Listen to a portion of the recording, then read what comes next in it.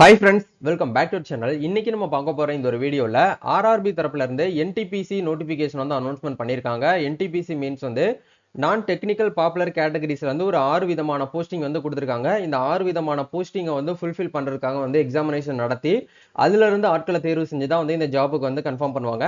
So அந்த விதத்துல notification number வந்து 2025ல 6வது நோட்டிபிகேஷனா NTPCக்கான கிராஜுவேட் லெவல் நோட்டிபிகேஷன் வந்து கொடுத்திருக்காங்க. இதுக்கு ஆன்லைன்ல அப்ளிகேஷன் பண்ணக்கூடிய டேட் வந்து இன்னைக்கு டேட்ல நம்மளுக்கு வந்து கொடுத்திருக்காங்க. லாஸ்ட் டேட் வந்து நவம்பர் 20 வரைக்கும் நமக்கு வந்து டைம் இருக்கு.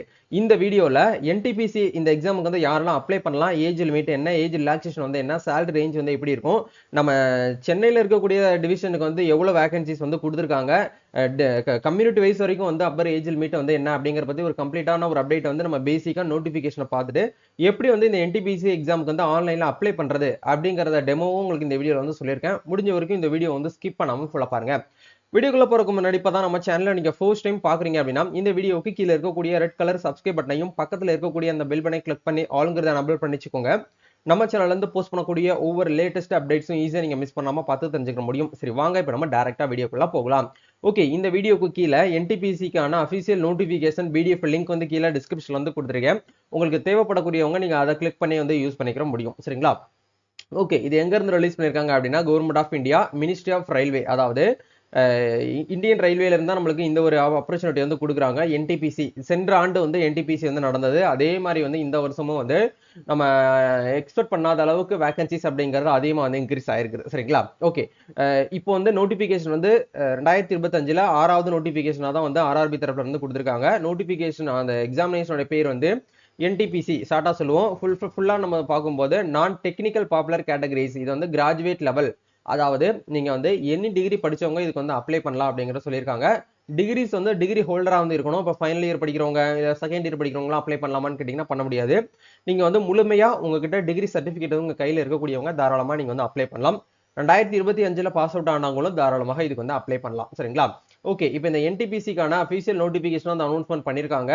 இதுக்கான முக்கியமான டேட்ஸ் எல்லாம் நீங்க வந்து என்ன பண்ணணும் அப்படின்னு நோட் பண்ற மாதிரி இருக்கும். அதாவது ஆன்லைன்ல அப்ளிகேஷன் பண்ணக்கூடிய டேட் வந்து இன்னைக்கு 21/10/2025 இந்த டேட்ல இருந்து ஸ்டார்ட் பண்ணிட்டு அடுத்த மாசம் 20/11/2025 வரைக்கும் உங்களுக்கு வந்து டைம் கொடுத்துருக்காங்க. ஆன்லைன்ல வந்து லாஸ்டா வந்து ஃபீஸ் வந்து பேமெண்ட் பண்றதுக்கு 22 நவம்பர் 2025 வரைக்கும் உங்களுக்கு வந்து டைம் இருக்குது. சப்போஸ் நீங்க வந்து அப்ளை பண்ணும்போது உங்களை அறியாமே ஏதாச்சும் நீங்க வந்து தப்பு பண்ணிருந்தீங்க அப்படின்னா அதை வந்து ரெட்டிஃபை பண்றது, அதாவது எடிட் பண்றதுக்கான கரெக்ஷன் விண்டோ அப்படிங்கிறது நவம்பர் மந்த் 23ஆம் தேதியில இருந்து டிசம்பர் 2ஆம் தேதி வரைக்கும் உங்களுக்கு வந்து டைம் கொடுப்போம் அப்படிங்கிறத சொல்லியிருக்காங்க. கிட்டத்தட்ட ஒரு 10 டேஸ் வந்து இருக்கும். அதை யூஸ் பண்ணி நீங்க வந்து உங்களுடைய ஆர்ஆர்பி அப்ளிகேஷன் மாடிஃபை பண்ணிக்கலாம். பட் மாடிஃபிகேஷன் பண்றதுக்கு கண்டிப்பா நீங்க வந்து மாடிஃபிகேஷன் ஃபீஸ் வந்து பேமெண்ட் பண்ணணும். ஃப்ரீயா உங்களால வந்து என்ன பண்ண முடியாது அப்படின்னா எடிட் பண்ண முடியாது. அதனால அப்ளை பண்றதுக்கு முன்னாடியே கேர்ஃபுல்லா நீங்க வந்து அப்ளை பண்றது ரொம்ப ரொம்ப முக்கியம். சரிங்களா? ஓகே, நெக்ஸ்ட் வந்து இந்த இடத்துல கொடுத்துருக்காங்க பாருங்க.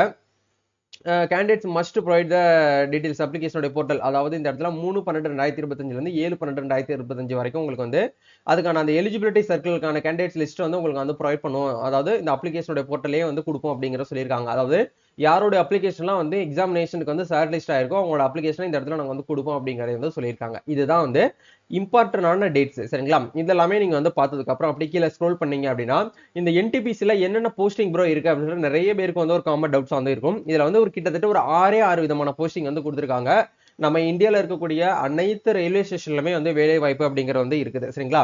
அதுல ஃபர்ஸ்ட் போஸ்டிங் வந்து என்ன கொடுத்திருக்காங்க அப்படின்னா chief commercial come ticket supervisor அப்படிங்கிற போஸ்டிங் வந்து கொடுத்திருக்காங்க. இது salary ரேஞ்ச் லெவல் வந்து பாத்தீங்க அப்படின்னா 6th லெவல்ல வந்து பே பண்றாங்க. salary வந்து பெர் மந்த் வந்து உங்களுக்கு 35,400 ரூபாயில வந்து ஸ்டார்ட் ஆகுது அப்படிங்கிற சொல்லியிருக்காங்க.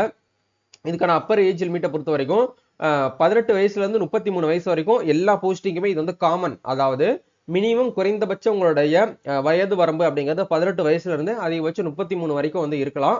பட் உங்களுடைய கம்யூனிட்டி, நீங்க வந்து எந்த கம்யூனிட்டி சேர்ந்தவங்களோ அந்த கம்யூனிட்டிக்குன்னு சொல்லிட்டு கொஞ்சம் தளர்வுகள் அப்படிங்கிறதுக்கு ரிலாக்ஸேஷன் அப்படிங்கிறது வந்து இருக்கும். அது என்னென்ன அப்படிங்கறத அடுத்தடுத்து நம்ம பார்க்கலாம். அதே மாதிரி வந்து பாத்தீங்க அப்படின்னா இந்த சூப்பர்வைசர் போஸ்டிங் வந்து 161 வேகன்சிஸ் வந்து கொடுத்திருக்காங்க. ஸ்டேஷன் மாஸ்டர் அப்படிங்கிற போஸ்டிங் வந்து பாத்தீங்க அப்படின்னா 615 வேகன்சிஸ் வந்து கொடுத்திருக்காங்க. குட்ஸ் ட்ரெயின் மாஸ்டர் அப்படிங்கிற போஸ்டிங் வந்து 3416 வேகன்சிஸ் வந்து கொடுத்திருக்காங்க. அதே மாதிரி junior accounts assistant come typist அப்படிங்கிற இந்த போஸ்டிங்க்கு வந்து 921 வேகன்சிஸ் வந்து கொடுத்திருக்காங்க. அதே மாதிரி சீனியர் கிளர்க் கம் டைபிஸ்ட் அப்படிங்கிற இந்த போஸ்டிங்க்கு வந்து 638 வேகன்சிஸ் வந்து கொடுத்திருக்காங்க. டிராபிக் அசிஸ்டன்ட் அப்படிங்கிற போஸ்டிங்க்கு வந்து 59 வேகன்சிஸ் வந்து கொடுத்திருக்காங்க. டோட்டலா நம்ம வந்து கவுண்ட் பண்ணோம் அப்படின்னா 5810 வேகன்சிஸ் அப்படிங்கிறது இந்த ஆண்டு அப்படிங்கிறது வந்து ரிலீஸ் ஆயிருக்குது. இது வந்து ஒரு ஹாப்பியான ஒரு அனௌன்ஸ்மெண்ட் அப்படிங்கிறத சொல்ல முடியும்.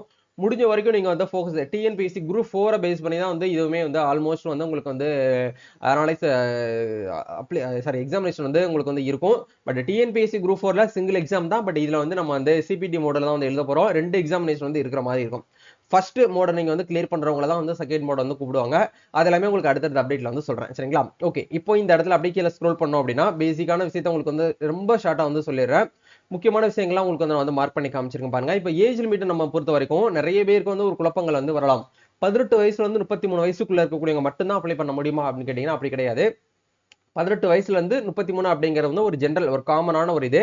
பட் இந்த இடத்துல ஃபார் ஆல் கம்யூனிட்டிஸ் அண்ட் கேட்டகரிஸ்ல இருக்கக்கூடியவங்க 1/1/2008 அப்படிங்கறத இந்த டேட் ஆஃப் பர்த் அப்படிங்கறத வந்து கொடுத்திருக்காங்க. சரிங்களா? இதுக்கு ஆஃப்டர் நீங்க வந்து பிறந்திருக்க கூடாது. அதுக்கு முந்தைய டேட் ஆஃப் பர்த் வந்து இருக்கணும் அப்படிங்கிற காமனா சொல்லிட்டாங்க. அதே மாதிரி அப்பர் ஏஜ் லிமிட்டை பொறுத்த வரைக்கும் 1/1/2026 இந்த டேட் படி உங்களுடைய டேட் ஆஃப் பர்த் அப்படிங்கறத கொடுத்திருக்காங்க பாருங்க. நீங்க யூஆர் அதாவது அன்ரிசர்வ்டு அண்ட் இடபிள்யூஎஸ் கேண்டிடேட்ஸா இருக்கிறீங்க அப்படின்னா 2/1/1993க்கு முன்னாடி நீங்க வந்து பிறந்திருக்க கூடாது அப்படிங்கிற சொல்லியிருக்காங்க. அதாவது date of birth not elder then அப்படிங்கிற உங்களுக்கு வந்து கொடுத்திருக்காங்க. நாட் எல்டர் தென் அப்படின்னா இதுக்கு முந்தையதாக நீங்க அது இருக்கக்கூடாது, இதுக்கு பிந்தியதாக இருக்கணும் அப்படிங்கிற கொடுத்திருக்காங்க. சரிங்களா? அவங்களே டேட் ஆஃப் பர்த் மென்ஷன் பண்ணிட்டாங்க. அதே மாதிரி நீங்க வந்து ஓபிசி என்சிஎல் ஓபிசி அப்படின்னா அதர் பேக்வேர்ட் கிளாஸ் நான் கிரிமி லேயர் அப்படிங்கிற இந்த கேட்டகரிக்குள்ள வரீங்க அப்படின்னா உங்களுக்கு 2/1/1990 இதுக்கு முன்னாடி நீங்க பிறந்திருக்க கூடாது அப்படிங்கிற சொல்றாங்க. அதே மாதிரி ஷெட்யூல் காஸ்ட் அண்ட் ஷெட்யூல் ட்ரைப்ல இருக்கக்கூடியவங்க 2/1/1988 இந்த டேட் ஆஃப் பர்த்துக்கு முந்தையதாக நீங்க பிறந்திருக்க கூடாது அப்படிங்கறது தெளிவா வந்து சொல்றாங்க. இப்போ உங்களுக்கு வந்து கிளியரா வந்து ஏஜ் லிமிட் அப்படிங்கறத புரிஞ்சுக்கும்னு நினைக்கிறேன். அப்படியே கீழே ஸ்க்ரோல் பண்ணோம் அப்படின்னா ரிலாக்சேஷன் அப்படிங்கிறது வந்து இருக்குது. நீங்க ஷெட்யூல் காஸ்ட்ல இருக்கக்கூடியவங்களுக்கு வந்து 5 இயர்ஸ் வரைக்கும் கொடுத்துருக்காங்க. அப்போ 5 இயர்ஸ் அப்படின்னா 33 வயசுல இருந்து 5 வருஷம் வந்து நீங்க வந்து கவுண்ட் பண்ணிக்கோங்க. அதே மாதிரி வந்து ஓபிசி கேட்டகரி நான் கிரிமி லேயருக்கு வந்து 3 இயர்ஸ் வரைக்கும் உங்களுக்கு வந்து கொடுத்துருக்காங்க. அதாவது 33 வயசுல இருந்து 36 வயசு வரைக்கும் நீங்க அப்ளை பண்ணலாம் அப்படிங்கிற கொடுத்துருக்காங்க. அதே மாதிரி எக்ஸ் சர்வீஸ்மேன் கேட்டகரி அதே மாதிரி எக்ஸ் சர்வீஸ்மேன்லேயே வந்து UR category EWS OBC SC ST அப்படின்னு சொல்லி உங்களுக்கு தனியாக வந்து கொடுத்துருக்காங்க. பிடபிள்யூடி கேண்டிடேட்ஸ்க்குமே தனியாக 10 இயர்ஸ் வரைக்கும் வந்து கொடுத்துருக்காங்க. இது எல்லாமே உங்களுடைய கேட்டகரி நீங்க எந்த கேட்டகரியில் வரீங்களோ அதுக்கு நேர என்ன அப்பர் ஏஜ் லிமிட் வந்து கொடுத்துருக்காங்களோ அதை ஃபாலோ பண்ணி நீங்க வந்து அப்ளிகேஷன் வந்து பண்ணிக்கோங்க. சரிங்களா? இதுதான் வந்து கான்செப்ட். எஜுகேஷன் குவாலிஃபிகேஷனை பொறுத்த வரைக்கும் கண்டிப்பா நீங்க வந்து என்ன பண்ணிருக்கணும் அப்படின்னா ஏதாச்சும் ஒரு டிகிரிஸ் அப்படிங்கறத நீங்க வந்து கிளியர் பண்ணிருக்கணும் அப்படிங்கறத சொல்லியிருக்காங்க. எக்ஸாமினேஷனோட ஃபீஸை பொறுத்த வரைக்கும் இது வந்து 2 மோடுல வந்து நடத்துவாங்க. ஒன்னு வந்து சிபிடி மோடு, ரெண்டாவதுமே வந்து உங்களுக்கு வந்து சிபிடி மோடு தான். சரிங்களா? ஃபர்ஸ்ட் ஸ்டேஜ் செகண்ட் ஸ்டேஜ்னு சொல்லிட்டு நடக்கும். இல்ல ஒரு ஸ்டேஜ்ல ஒரு எக்ஸாமுக்கு மட்டும் நீங்க வந்து ஆன்லைன்ல அப்ளிகேஷன் வந்து பண்ணா போதும். அந்த ஃபர்ஸ்ட் ஸ்டேஜ் மோட நீங்க வந்து பாஸ் பண்ணாதான் உங்களுக்கு செகண்ட் ஸ்டேஜுக்கு வந்து கூட்டு போவாங்க. சரிங்களா? உங்களுக்கு புரியுற மாதிரி சொல்லணும் அப்படின்னா ப்ரிலிம்ஸ் மெயின்ஸ் கூட வச்சுக்கலாம். பட் செகண்ட் நடக்கக்கூடிய எக்ஸாமும் உங்களுக்கு வந்து ஆல்மோஸ்ட் வந்து சூஸ் த பெஸ்ட் ஆன்சர் மாதிரி தான் உங்களுக்கு வந்து இருக்கும். சரிங்களா? அதுல யூஆர் கேட்டகரி ஓபிசி கேட்டகரி மீதி இருக்கக்கூடிய எல்லாருமே காமனா இருக்கக்கூடியவங்களுக்கு வந்து 500 ரூபாயும் எஸ்சி எஸ்டியில் இருக்கக்கூடியவங்களுக்கு மட்டும் வந்து 250 ரூபாயும் வந்து கொடுத்துருக்காங்க. அதே மாதிரி வந்து பிடபிள்யூடி கேண்டிடேட்ஸ் ஃபீமேல்ஸ் இவங்க எல்லாருக்குமே வந்து ஆல்மோஸ்ட் வந்து 250 ரூபாய் வந்து கொடுத்துருக்காங்க. இதுல என்ன ஒரு பிளஸ் பாயிண்ட் அப்படின்னா இப்போ நீங்க examination first stage CBT mode நீங்க வந்து எக்ஸாமினேஷன் அட்டன் பண்ணாலே போதும் 100 ரூபாய் மட்டும் உங்ககிட்ட வந்து எடுத்துக்கிட்டு மீதி 400 ரூபாய் உங்களுக்கு வந்து ரீஃபண்ட் வந்து பண்ணிடுவாங்க. அப்ளை பண்ணும்போது உங்ககிட்ட பேங்க் அக்கௌண்ட்ஸ்லாம் வந்து கேட்பாங்க. அதை கொஞ்சம் கரெக்டா கேர்ஃபுல்லா நீங்க வந்து கொடுத்து நீங்க வந்து ஃபாலோ பண்ணிக்கோங்க. சரிங்களா? ஓகே. நெக்ஸ்ட் வந்து SC ST ex serviceman PWD females transgenders இவங்க எல்லாருக்குமே வந்து ஆல்மோஸ்ட் வந்து 250 ரூபாய் நீங்க ஆன்லைன்ல அப்ளை பண்ணும்போது பேமெண்ட் பண்ணணும். நீங்க ஃபர்ஸ்ட் ஸ்டேஜ் எக்ஸாமினேஷன் வந்து அட்டன் பண்ணாலே போதும் ஆட்டோமேட்டிக்கா உங்களுக்கு இந்த 250 ரூபாயும் வந்து ரீஃபண்ட் வந்து பண்றதா வந்து சொல்லிட்டாங்க. சரிங்களா? இதுதான் வந்து கான்செப்ட். அப்படியே நம்ம வந்து கீழே ஸ்க்ரோல் பண்ணி வந்தோம் அப்படின்னா பேசிக்கா அடுத்து பெருசா சொல்ற அளவுக்கு வந்து நோட்டிபிகேஷன் வந்து கொடுக்கல. இதுதான் வந்து காமனா எல்லாருமே வந்து தெரிஞ்சிருக்க வேண்டிய விஷயம். எக்ஸாமினேஷனை பொறுத்த வரைக்கும் உங்களுக்கு வந்து 2 மோடுல நடக்கும்னு சொல்லிட்டேன். அதுல ஃபர்ஸ்ட் மோடு வந்து உங்களுக்கு வந்து கம்ப்யூட்டர் பேஸ்டு டெஸ்ட் தான். இந்த கம்ப்யூட்டர் பேஸ்டு டெஸ்ட் வந்து எப்படி நடக்கும் அப்படின்னா நம்மளுக்குன்னு சொல்லிட்டு ஒரு கம்ப்யூட்டர் வந்து கொடுத்துருவாங்க. யூசர் நேம் பாஸ்வேர்ட்லாம் போட்டு கொடுத்துருவாங்க. அதுல வந்து டைமிங் வந்து ஓடிக்கிட்டு இருக்கும். அதுல நம்ம வந்து அவங்க கேட்கக்கூடிய கொஸ்டினுக்கு வந்து நம்ம கரெக்டா ஏயா பிஎஸ்சின்னு சொல்லிட்டு கிளிக் பண்ணி அடுத்த கொஸ்டினுக்கு வந்து போற மாதிரி இருக்கும். சரிங்களா? டோட்டல் கொஸ்டின் வந்து பாத்தீங்க அப்படின்னா 100 கொஸ்டின்ஸ் வந்து உங்ககிட்ட வந்து கேட்பாங்க. டைமிங்கை பொறுத்த வரைக்கும் 90 மினிட்ஸ் அப்படிங்கறத வந்து கொடுப்பாங்க. அந்த 100 கொஸ்டின்ல நம்மளுக்கு வந்து பிரிச்சு பேட்சா பிரிச்சிருப்பாங்க. அதுல வந்து ஜென்ரல் அவேர்னஸ் அப்படிங்கறத வந்து ஒரு 40 கொஸ்டின் வந்து கேட்பாங்க. மேக்ஸ்ல வந்து கண்டிப்பா ஒரு 30 கொஸ்டின்ஸ் வந்து இருக்கும். அதே மாதிரி வந்து ரீசனிங்ல வந்து நமக்கு வந்து ஒரு 30 கொஸ்டின்ஸ் இருக்கும். இது எல்லாமே இன்க்ளூட் மிங்கிள் பண்ணி தான் நமக்கு வந்து 100 கொஸ்டின் வந்து வரும். இந்த 100 கொஸ்டினுக்கு நீங்க வந்து கரெக்டா ஆல்மோஸ்ட் நீங்க வந்து கரெக்டா ஓரளவுக்கு ப்ரெடிக்ட் பண்ற அளவுக்கு ஒரு 70ல இருந்து 75 மேல நீங்க வந்து எடுக்கிறீங்கனாலே கண்டிப்பா நீங்க செகண்ட் ஸ்டேஜுக்குள்ள போயிடலாம். இதுல கண்டிப்பா உங்களுக்கு நெகட்டிவ் மார்க்ஸ் அப்படிங்கறது வந்து இருக்கும். நீங்க ஒவ்வொரு ராங் கொஸ்டினுக்கும் வந்து பாத்தீங்க அப்படின்னா சாரி 1/3 மார்க் வந்து உங்களுக்கு வந்து என்ன பண்ணுவாங்க அப்படின்னா உங்களுக்கு உங்களுடைய எடுத்த மார்க்ல வந்து மைனஸ் பண்றதா வந்து சொல்லியிருக்காங்க. அதனால கொஞ்சம் ப்ராப்பரா நீங்க வந்து படிச்சு நீங்க வந்து ஆன்சர் பண்ணுங்க. சரிங்களா? இதான் வந்து கான்செப்ட். அப்படியே செகண்ட் ஸ்டேஜை பொறுத்த வரைக்கும் நம்மளுக்கு வந்து எப்படி நடக்கும் அப்படின்னா அதே மாதிரி தான். செகண்ட் ஸ்டேஜுமே ஃபர்ஸ்ட் ஸ்டேஜ் வந்து கிளியர் பண்றவங்களுக்கு தான் வந்து செகண்ட் ஸ்டேஜ் வந்து நடக்கும். உங்களுக்கு வந்து செகண்ட் ஸ்டேஜ்ல வந்து 120 கொஸ்டின்ஸ் வந்து கேட்பாங்க. அதே 90 மினிட்ஸ் தான் உங்களுக்கு வந்து டைம் கொடுப்பாங்க. இதுவுமே வந்து கம்ப்யூட்டர்ல தான் எக்ஸாமினேஷன் அட்டன் பண்ணுவீங்க. ஜெனரல் அவேர்னஸ் வந்து ஒரு 50 கொஸ்டின்ஸ், மேக்ஸ்ல வந்து ஒரு 35 கொஸ்டின்ஸ், அதே மாதிரி ரீசனிங்ல வந்து ஒரு 35 கொஸ்டின்ஸ் சொல்லிட்டு உங்களுக்கு டோட்டலா 120 கொஸ்டின்ஸ் வந்து இதுல வந்து இருக்கும். இதையுமே வந்து கிளியர் பண்ணிட்டீங்க அப்படின்னா உங்களுக்கு வந்து என்ன ஆகும் அப்படின்னா சர்டிபிகேட் வெரிஃபிகேஷன் பண்ணி முடிச்சுட்டு உங்களுக்கு ஜாப் வந்து கன்ஃபார்ம் பண்ணிடுவாங்க. இதுதான் வந்து கான்செப்ட். இப்போ இதுலயுமே ஃபர்ஸ்ட் ஸ்டேஜ் செகண்ட் ஸ்டேஜுக்குமே வந்து பாத்தீங்க அப்படின்னா ஒவ்வொரு போஸ்டிங்க்கும் வந்து காமனா தான் வந்து எல்லா போஸ்டிங்கும் வந்து எக்ஸாமினேஷன் வந்து நடத்தும் அப்படிங்கறது வந்து சொல்லிட்டாங்க. Computer based typing skill test அப்படிங்கிறது கண்டிப்பா உங்களுக்கு வந்து இதுல வந்து அட்டாச் ஆகும் அப்படிங்கறதையும் உங்களுக்கு இதுல வந்து கொடுத்துருக்காங்க. சரிங்களா?